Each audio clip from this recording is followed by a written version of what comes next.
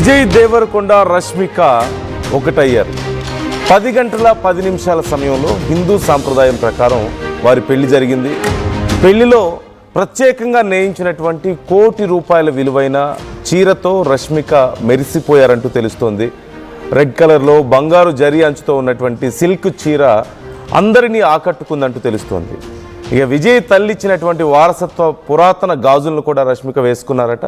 సుమారుగా 4 గంటల 30 నిమిషాల సమయంలో ఇక ఆ కొడవ సాంప్రదాయం ప్రకారం మరొకసారి వారు పెళ్లి చేసుకోబోతున్నారు. 2 సాంప్రదాయాల ప్రకారం, తెలుగు సాంప్రదాయం, మరోవైపు రష్మిక కుటుంబానికి సంబంధించిన సాంప్రదాయం ప్రకారం కూడా వాళ్ళు పెళ్లి చేసుకోబోతున్నట్లుగా తెలుస్తోంది.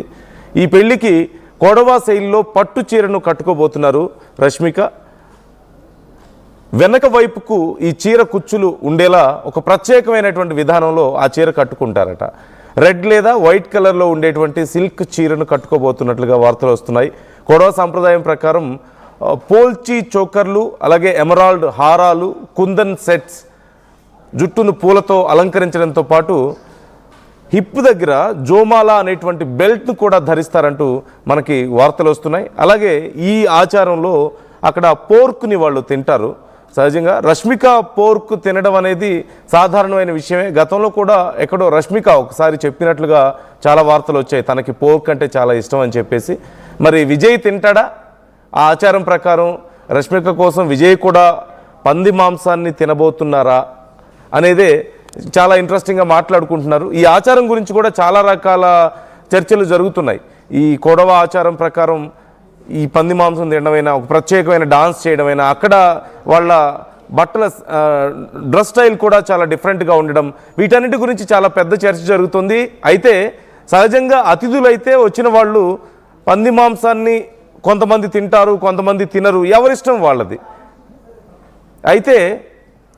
అయితే విజయ్ ఇప్పుడు తింటారా, విజయ్ దేవరకొండ కూడా తింటారా అనేది కాస్త ఇంట్రెస్టింగ్గా మారింది. మరి రష్మిక కోసం తినొచ్చేమో. సహజంగా హిందూ సాంప్రదాయం ప్రకారం జరిగేటువంటి పెళ్లిలో నాన్ వెజ్, ఆంధ్ర సైడ్ అయితే నాన్ వెజ్ ఉండదు, తెలంగాణలో సహజంగా కొంతమంది నాన్ వెజ్ ప్రిఫర్ చేస్తూ ఉంటారు. నాన్ వెజ్ ప్రిఫర్ చేసినా మరి ఈ పంది మాంసం తింటారా లేదా అనేది ఒక చర్చ. ఇక అలాగే రష్మిక చాలా కాస్ట్లీ శారీ కట్టుకున్నట్లుగా తెలుస్తోంది. సుమారుగా ₹1 కోటి విలువ చేసే చీరను, అలాగే కొన్ని కోట్ల విలువ చేసేటువంటి బంగారు ఆభరణాలను ధరించి చాలా గొప్పగా రెడీ అయి వచ్చినట్లుగా తెలుస్తోంది.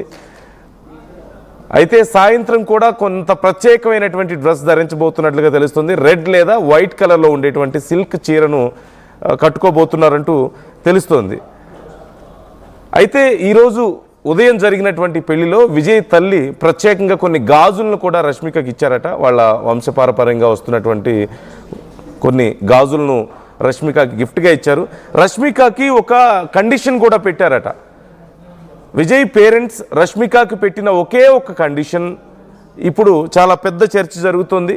ఆ కండిషన్ ఏంటి అంటే, తమని కూడా, తమ విషయంలో కూడా అంతే ప్రేమగా ఉండాలి అని ఒక కండిషన్ పెట్టారట. ఈ నేపథ్యంలో రష్మిక ఆ విషయంలో చాలా సంతోషంగా ఒప్పుకున్నారట. 2 కుటుంబాలను ఒకలాగే చూసుకోవాలి, ఒక అన్కండిషనల్ లవ్ తమ కొడుక్కి ఇవ్వాలి అన్నారట. This is the only condition. Unconditional love మా కొడుక్కి ఉండాలి మీ నుంచి, అంటే గుడ్ అండ్ బ్యాడ్ అన్నిటిలోనూ మీ సపోర్ట్ ఉండాలి ఖచ్చితంగా, అన్కండిషనల్గా మీ ప్రేమ కొడుకు మీద ఉండాలి అంటూ వారు కండిషన్ పెట్టినట్లుగా తెలుస్తుంది. It's very great condition actually. చాలా ఏ పెళ్లి కూతురు అయినా సరే, పెళ్లి చేసుకోబోయే అమ్మాయికి అయినా సరే ఇలాంటి ఒక కండిషన్ అనేది చాలా గొప్పదనే చెప్పాలి. ఆ అమ్మాయి కూడా చాలా సంతోషంగా ఒప్పుకుంటుంది. ఇప్పటికే చాలా గ్రాండ్గా అతి కొద్ది మంది ముఖ్యమైన అతిథుల మధ్యలో ఈ పెళ్లి జరిగినట్లుగా మనకు సమాచారం అందుతోంది. నిర్మల జాయిన్ అవుతున్నారు మనతో.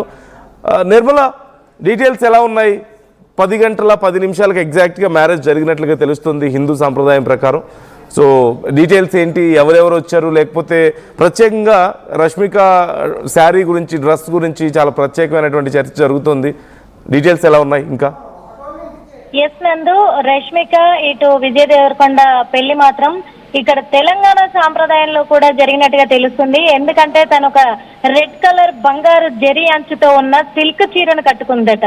అంటే ఈ రెడ్ కలర్ జరి అంచు అంటే ఈ సిల్క్ చీర గద్వాల చీర అంటే గద్వాలకి పెట్టిన పేరు ఇక్కడ తెలంగాణకు ఉంది కాబట్టి ఇక్కడ గద్వాల చీరతోనే తను ఎంతో అందంగా కూడా కనబడ్డట్టుగా కూడా అందరినీ ఆకట్టుకుంటుంది సోషల్ మీడియాలో అని కూడా ఇప్పుడు చర్చ జరుగుతూ ఉంది.